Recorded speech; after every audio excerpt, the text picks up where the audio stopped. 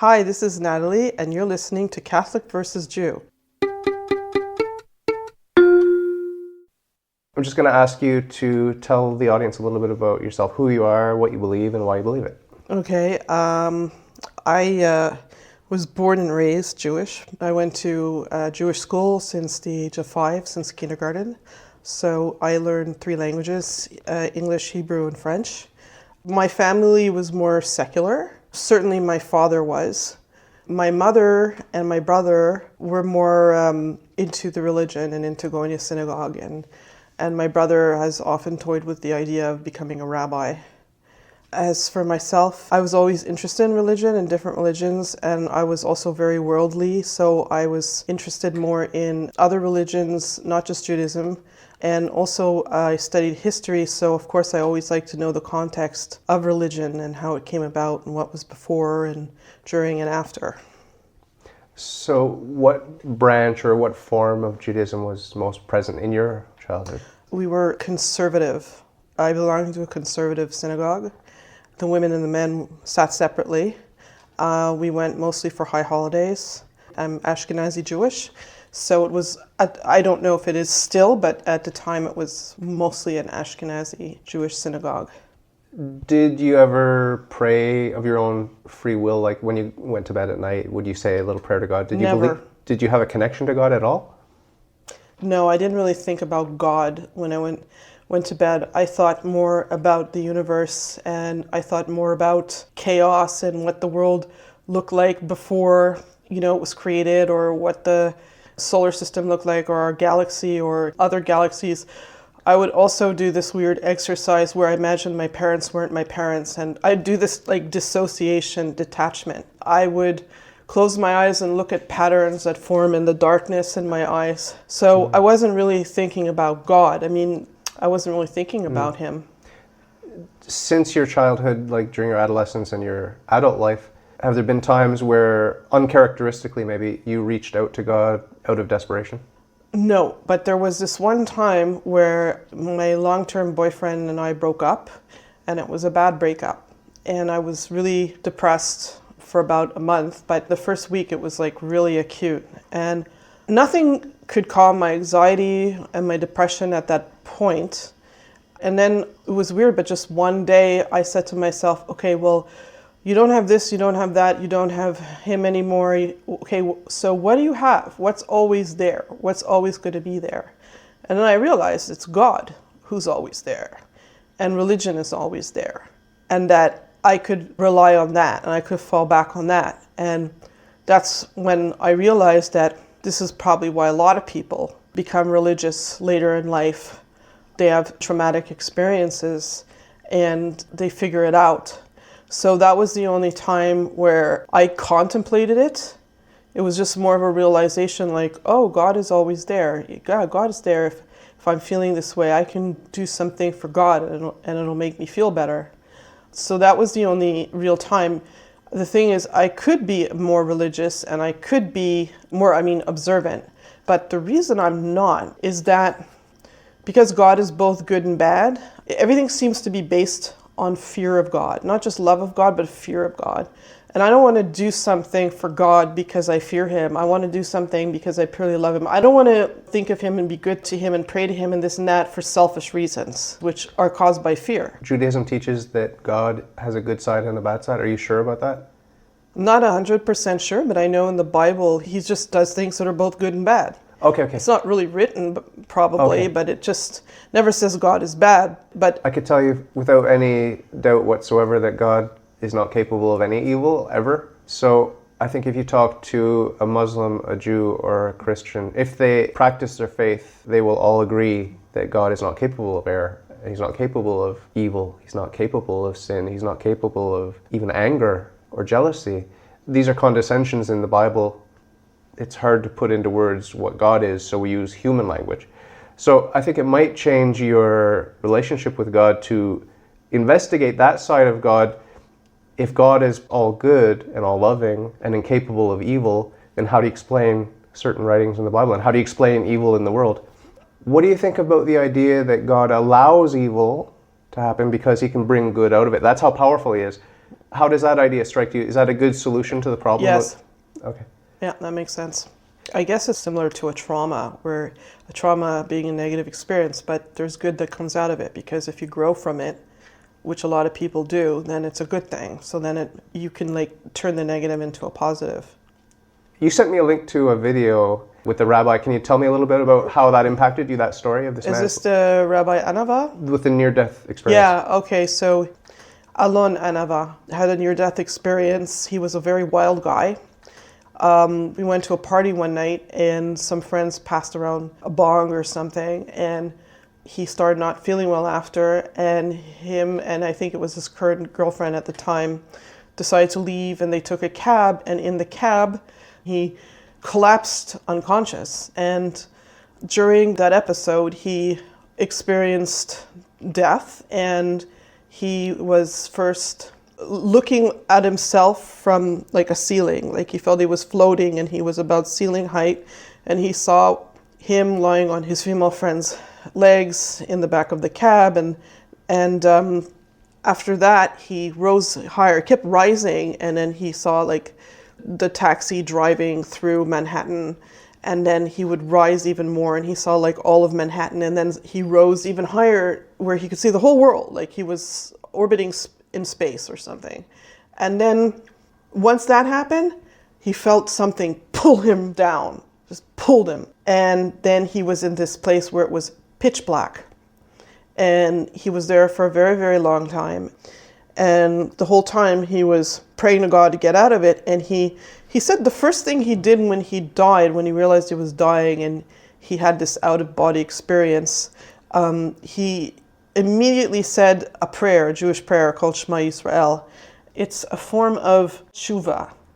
It means, forgive me and I will become religious. I will pray to you. I will do good deeds. That's what tshuva is. It's kind of like a return, it's like a born again. And this was very much like a rebirth. So he was in this purgatory for 2 billion years, as he described. It was dark. He was in pain. There were blades. Finally, he sees a little speck of light, and he knew okay, there's an opening, there's an out. So he was just praying and praying, and then eventually it was all light, it was all white. And then there appeared all these angels before him, and millions of them. As some, I guess, were demons, because every time, he explained, every time you sin, you create a demon. And the angels, they said, let's look at your good deeds, let's look at your bad deeds, and let's see what the result is. And then they realized, they said, you cut the cord, which is the 613 mitzvot. You cut that cord. And you have one strand maybe. And he realized, oh my God, I really didn't do anything good, or I didn't do enough good to, overshadow the bad. And basically they said the only good deeds you did, well, one was circumcision, but that was more your father's deed. And the second was you had a bar mitzvah because your grandfather made you have it. After this lengthy final judgment process. First he had two options. He was you could die or you could go back to the real world. And then you have two conditions. One is being a Jew, and one is spreading the word and telling everyone what you experienced. So he said, I want to go back. And then the next thing, he was back in his body in a hospital bed. So that was his out-of-body experience. When I listened to the rabbi talk about his near-death experience, it kind of reminded me of when I broke my wrist when I was biking. And it's the first time I've broken a bone, and it's the first time that I had to go under general anesthesia for surgery. And I was very scared. I didn't know what's going to happen. I was an atheist. I had nothing on the other side. It's just the end. If I die. And when I woke up, I was a changed man. It was a kind of death for me. And I did experience something on the other side. I did. I just have no memory of it. I have zero memory of anything. But everything changed from that point forward. I started becoming interested in religion. I had always been interested in philosophy. That's what led me to religion, but my interest increased.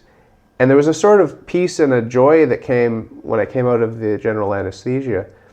And looking back, I always make a connection between that sort of quasi-death that I underwent and my conversion.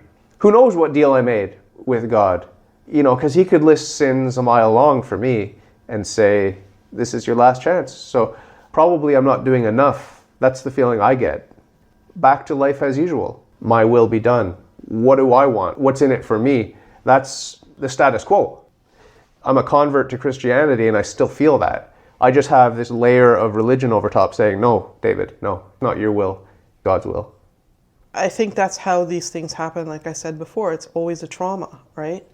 And it's really hard to change. And this Rabbi Anava, his first hour is more fixed on explaining what happened to him. His second hour is partially explaining how hard it was for him to make these changes. Like he started incorporating things and he started making changes, but he was still doing certain things in his old way. And, you know, it's like me, okay? Every time I get really sick, okay, I'm going to take care of myself. I'm going to eat properly after. I'm going to exercise. I'm going to stop eating this and that. And then it becomes, I want to look good for me. And you learn to love yourself. But now it's about God loving me. And it's about me loving God. And me not just doing this for myself or to please my doctor.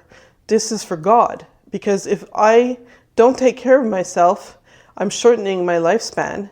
And I don't have time to do all these good deeds if I'm not well, and I'm going to die sooner than I should, which also is related to the free will, because the dilemma in the Jewish religion is that there is free will, but God knows what you're going to do in the end. God knows the path. God has chosen a path for you, but you can change it if you're on the wrong path, sort of thing. If you're on the bad path, you can change it. So I feel a bit like, oh, I've come to that fork. And it's now time to go to the gym and to eat properly and to this and that, because God, it's for God. Because I wasn't able to do it for myself. I wasn't able to do it for someone else, but maybe I can do it for God. People tend to overvalue themselves and undervalue themselves in all the wrong ways.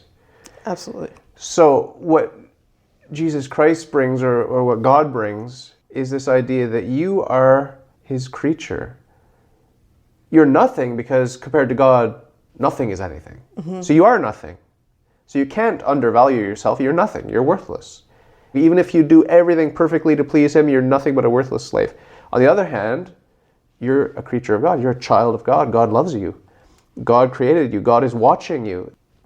As I was converting to God the Father from atheism, one of the most powerful and moving things I read was a book called The Vision of God. And I thought, this is interesting. I'm going to learn about what it's like to have a vision of God. It turns out the book is not about me having a vision of God. It's about God's vision of me. God is watching me. That gave me chills as an atheist. That put my hair on end.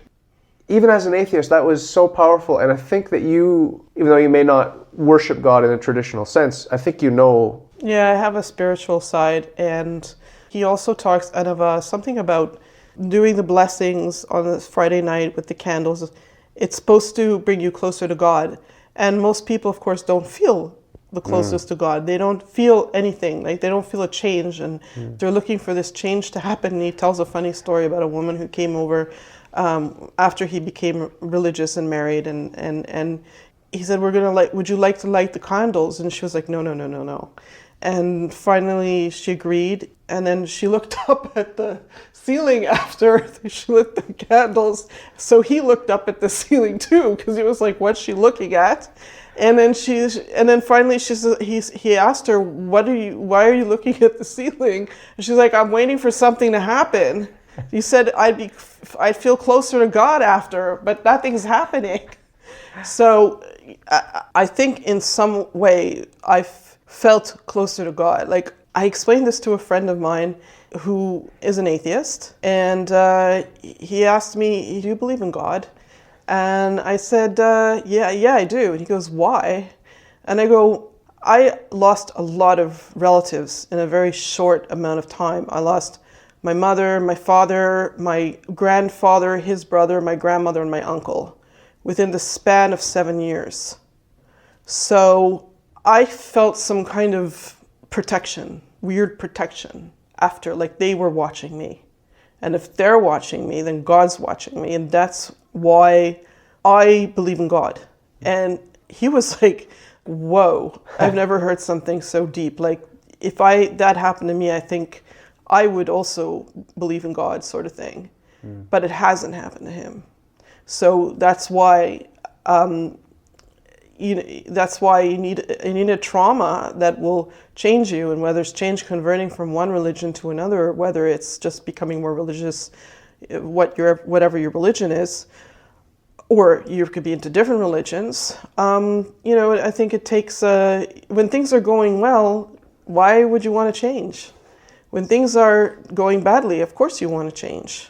So I think it's connected to that. I had another friend who was an atheist, late friend, God bless his soul. And one day after we had gone for coffee with another friend, him and his friend were just going on and seriously bashing God. Like, I hate God, and God is this and God is that. And then I looked at him and I said, well, you say you're an atheist? He goes, yeah.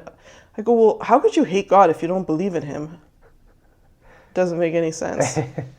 If you were to become religious as opposed to being just spiritual, are you leaning towards Judaism or not at all? Would you be just as comfortable as a Hare Krishna or as a Catholic? Or I pretty much would stay what I am, but I like taking the good out of every religion, and I like anything that's in common with all religions that's good. So, I mean, I have my own Christian tendencies, as I would call it, and this took a while for me to think like this, but very recently I realized that I had matured and grown emotionally, finally able to love myself, and I reached a level where I could really forgive my enemies and wish them well, so long as they stay away from me, sort of thing. And then I said, I think that's a Christian concept. But I was like, hey, I have Christian tendencies. That's pretty cool. That's okay. So I love that I can love my enemy. I love that. Feels good. It feels good. Now, I wanted to talk a little bit about heroes of the faith. In the Catholic Church, we have saints, and our calendar celebrates them year-round. The Jews have holy men. They have these rabbis that are so famous. A rabbi to me is someone who not only is a holy man, it comes from Rav. It's more of an educator, a teacher, a do-gooder, but with an influence on others. It's a teacher. You have Chacham, smart man, and Rav is like a smart man and a holy man. Whereas a holy man, sure, it's a rabbi, but I really see it more as the prophets. I know I look up to Abraham. I know I look up to Moses. I know that I look up to certain ones for different things. Do you remember sitting and being taught with a children's version of the Torah, and there's a simplified story about Moses or something like that? Was that part of your experience in school? I don't think it was so simplified as much as you think. We learned it in the original language, in Old Hebrew, and the class was in Hebrew. It wasn't Hebrew English, it was Old Hebrew Hebrew. So we learned everything, we learned line by line. We learned the laws, we learned the this and that, but we didn't learn the context. There was nothing to apply it to. And I'm only finding out the context slowly, and especially now. So usually in the second half of the interview, I ask my guests to sort of direct questions at me. Anything you want to know about what I believe, why I believe it. Is there anything you would want to know about my faith? I don't know much about Christianity or Catholicism, but I think Christianity came first and Catholicism came later. No? No. Christianity is Catholicism. There is no difference. You could find the same thing in Judaism. You could find one sect of Judaism where they'd say, it's just Judaism. And those people over there that are claiming to be Reform Judaism or whatever, they've just deviated from Judaism and they've given it a fancy name, that's all, you know? And they love their brother that's fallen onto this wayward path. They love the brother, and they would love their brother to come back to the fullness of Judaism. So that's what Catholicism is. It's the fullness of Christianity. And those who are born into a Protestant form of Christianity, we still consider them Christian. Mm-hmm. They still have baptism. They still have Jesus Christ. But they're missing all kinds of things when it comes to faith and morals. And if you look at the history of the Catholic Church all the way back to Jesus Christ, you'll see that it is not changing. If it is changing in terms of its dogmatic teachings, then it's a false religion, period. That's why when I converted to God and I decided to be Christian, I became Catholic, not Southern Baptist, you know? I just figured that because Christianity first spread to Greece and it was established there, and then with the Pope in Italy, I thought that's when the schism occurred, and the Greek side became Orthodox and the Italian side became Catholic. The Orthodox would not agree that they became Orthodox. They claim that the Church is the Orthodox Church, and the Catholic Church has deviated from Orthodoxy. That's their point of view, and I admire them for that point of view. I think they're wrong, obviously. If I agreed with them, I would be Orthodox. But I think that the true religion is Catholicism. This is the divisive power of God. God is truth, and the truth divides. And every deviation from truth, and there's so many that are possible, all of them are missing something. They all contain truth, or they wouldn't exist, right? There's truth in everything. Try to come up with a sentence now that is pure lie with no truth in it. You can't, because you're going to reference reality. Otherwise, it's just mumbo jumbo. So the Orthodox Catholic split, both sides claim, no, we go back to Jesus Christ. We are apostolic. We are the true religion. And the other diverged. And that is the hallmark of any self-consistent, coherent worldview, I think. You have to believe that you're right. You can't say my religion is compromised, my religion's based on half-truths and lies. You can't be satisfied with that. You have to believe that you found the truth. So when you talked earlier about, well, you know, I can take bits and pieces from different truths and different religions, so can I. But it's only because I believe that all of those truths are Catholic truths. All truth belongs to us Christians. That's what I believe, and I think that any self-respecting person, whatever their worldview is, even if they're an atheist, I think that they have to say all truth is atheist truth, because science has the answer for everything. Don't you agree? I guess so. I try to be more objective about religion and about personal preferences and things like that. Your preference for chocolate ice cream doesn't contradict my preference for vanilla ice cream. But when I say Jesus Christ is God Almighty, that's a position that can't be reconciled with the Jewish position. Who is Jesus Christ? That is the question. It's not, do you like chocolate or vanilla ice cream? It's, who is Jesus Christ? Is he a lunatic, a liar, or Lord? And that is a question that you can't shrug off, and you can't pretend like it doesn't affect everything else in your worldview, you know, because everyone has an answer to that question, whether it's implicit, explicit, whatever you're doing.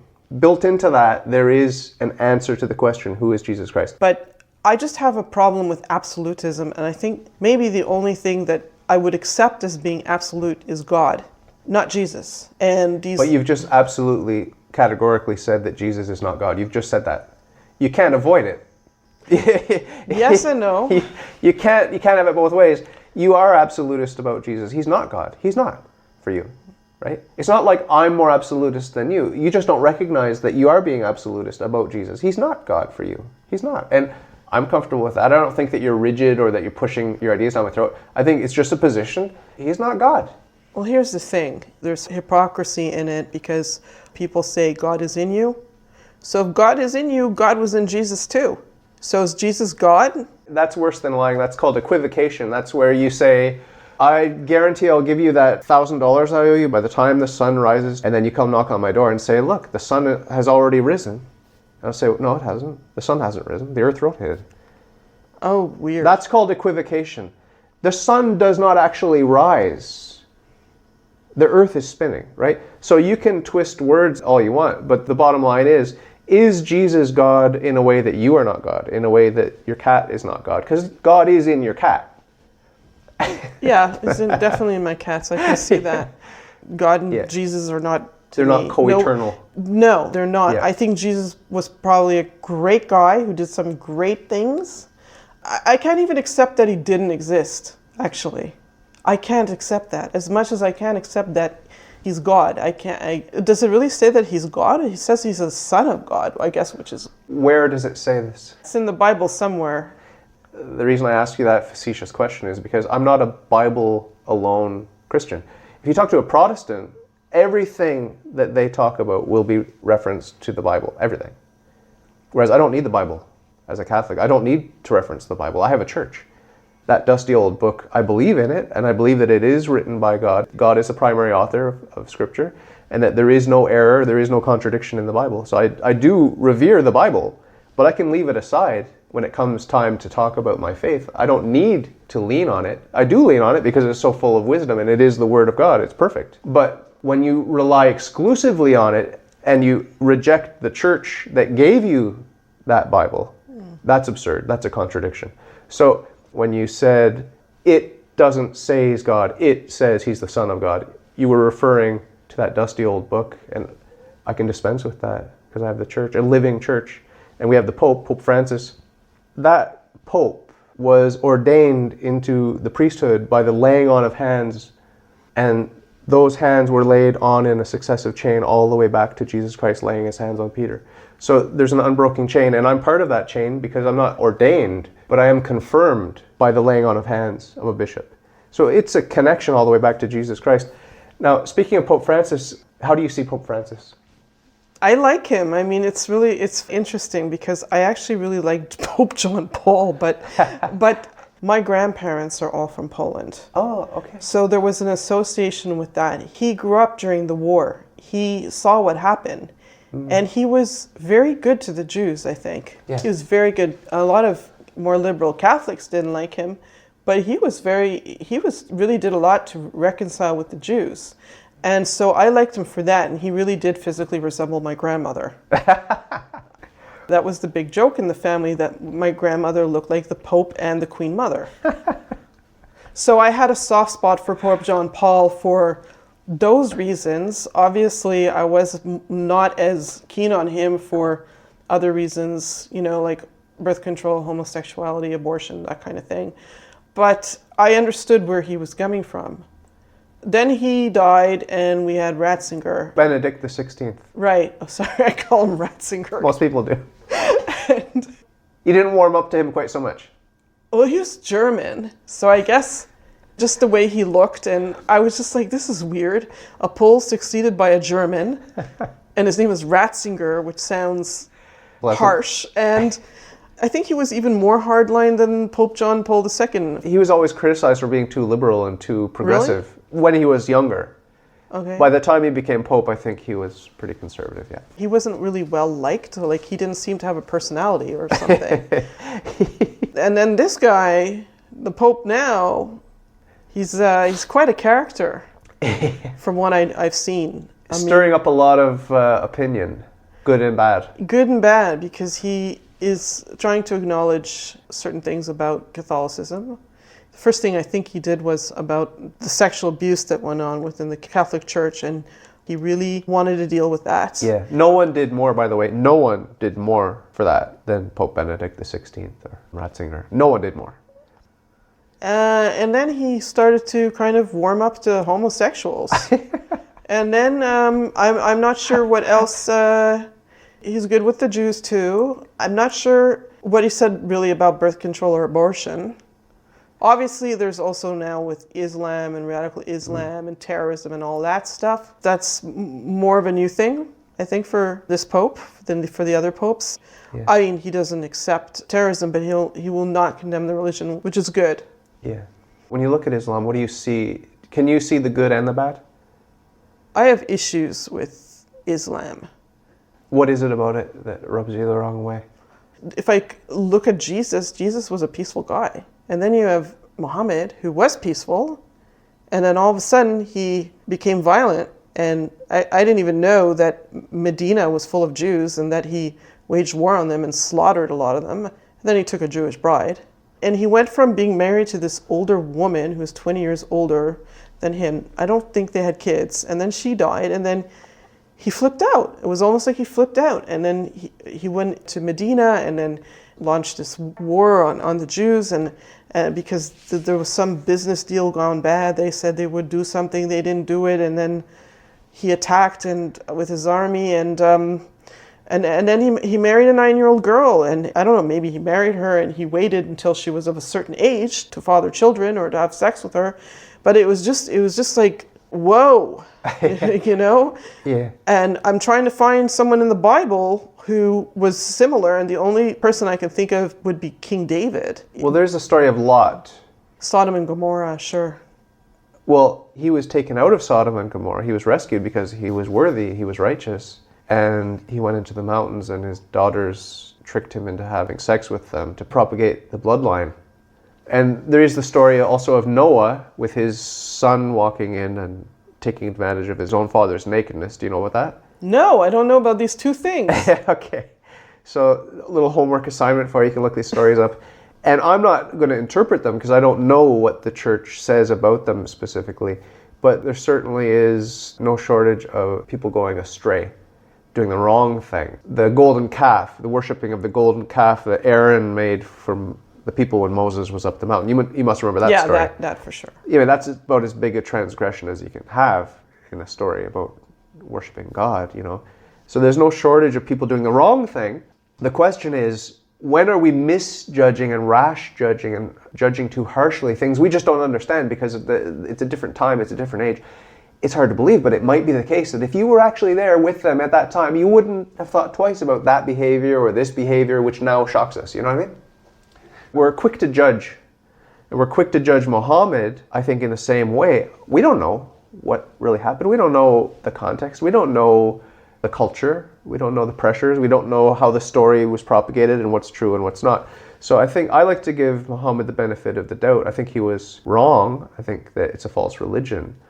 But I don't judge him because I don't know him. I don't know if it was just a power grab or if he was a sincere man who had a conversion and was just following God's orders according to his interpretation. Now that's the problem always, right? Is what is the proper interpretation? And a classic story that comes to mind to me when I want to defend Muhammad is Isaac.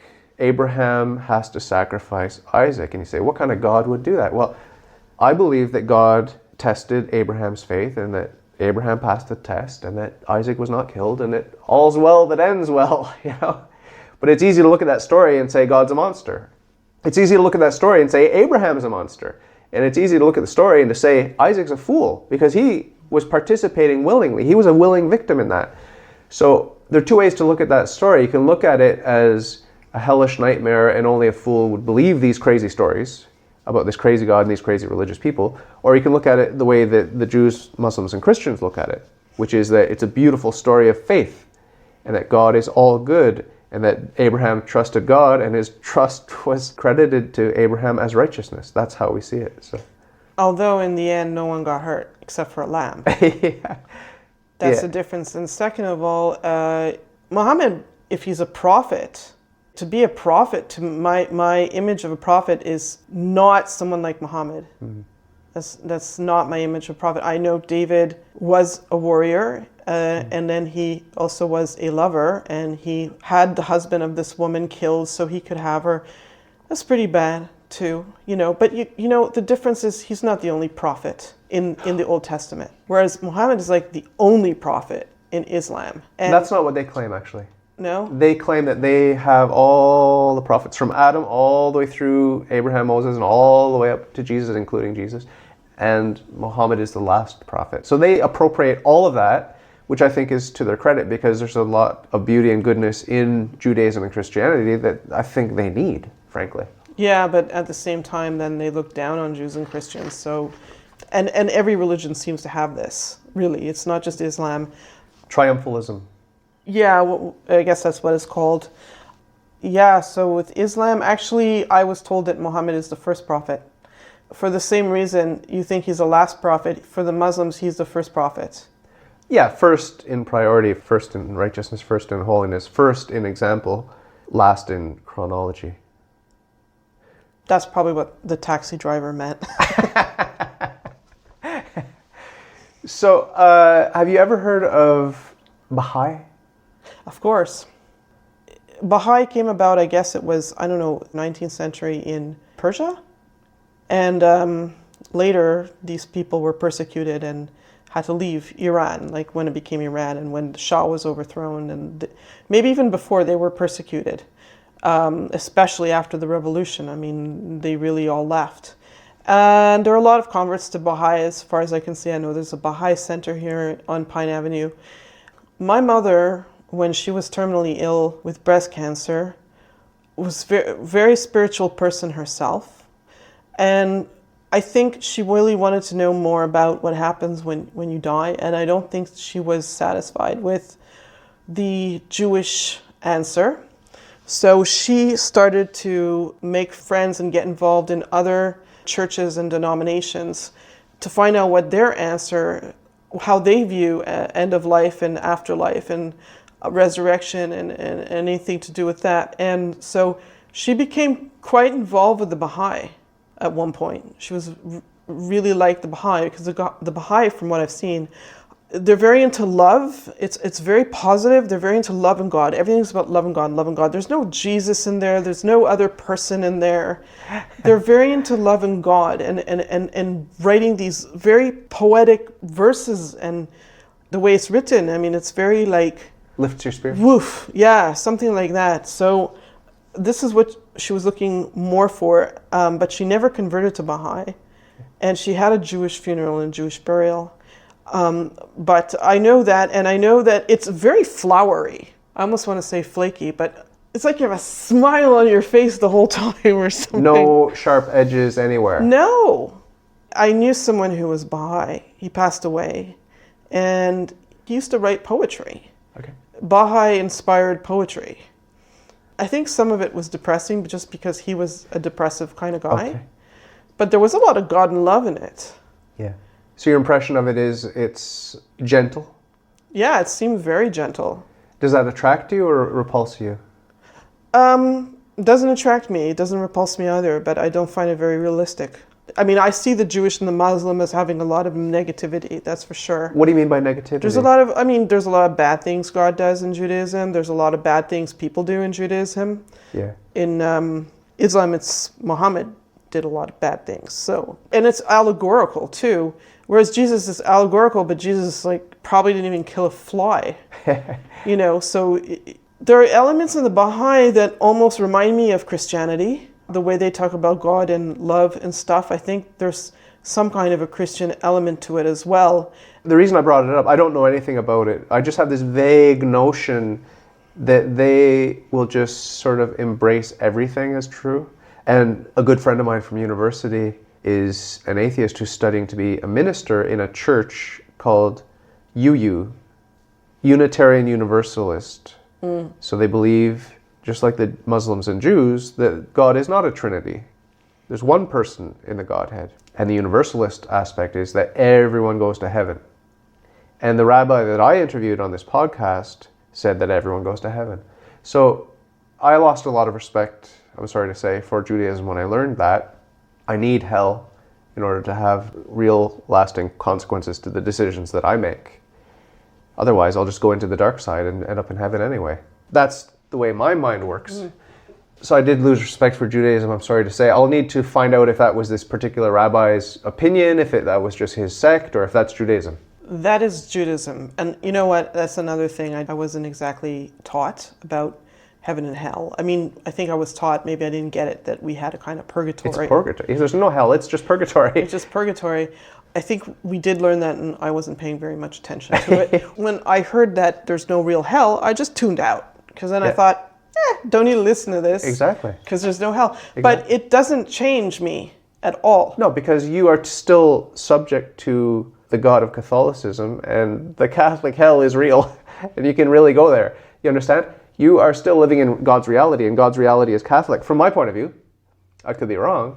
Come with your counter arguments if you want, but I'm convinced that the universe is a Catholic universe, and there is a hell, a permanent hell. We need to be careful what we do, and we could end up in hell. I don't wish it on anyone. But my Universalist friend, my Unitarian Universalist friend, he's studying to become a minister, and he doesn't even believe in God. So it's the kind of religion where I think that it's a sort of non-religion. And you can believe in God if you want. They're not all atheists. So someone like you that's spiritual, and I thought Baha'i, Unitarian Universalist, there must be some kind of religion, sort of non-religion, where you could practice your spirituality without having to set one thing up over against everyone else and say, no, this is it and you're wrong. Maybe it's my own religion. Yeah. Maybe I'm founding a new religion. I just don't want any members. No, I love knowledge, so I love learning about religion. And maybe one reason to be more religious was to gain more knowledge that way, Yeah. because you're not going to gain it any other way. But I don't think that I would turn more Jewish or more whatever just to gain this knowledge. I'm reading now, I'm asking my friend, I'm more observing the observant than being observant myself. You know, and learning, and they say even Judaism, I think in the Kabbalah it says it's like infinite wisdom, infinite learning. Like you're never going to know, and that's because the only thing that knows everything is God. Yeah. So to wrap up, I always ask my guests to give a little closing thought, which really encapsulates your path, because your path is unique. Everyone's path is unique. What would you say to anyone that's listening? I would just tell them to keep learning, keep reading, and to be good, and to make wise decisions. And learning and being good is great, and it can help you love. Be good and learn, and by being good and doing good things and thinking, it's proven chemically that it's good for you with serotonin. I think this is probably more the path to God and to love than things that are absolute. And, you know, it says Jews have to do 613 mitzvot. But I think that non-Jews are doing these mitzvot too, even though they're not Jews. And some non-Jews are more Jewish than Jews, you can say. You know, I don't know if there's one real path, but I know that the more you learn and the more you do good, I just know that feels really good. And I'm sure God feels really good too. If you like your worldview, if you think it's swell, if you got some questions, ask me and I'll tell. All you got to do is ask. All you got to do is ask.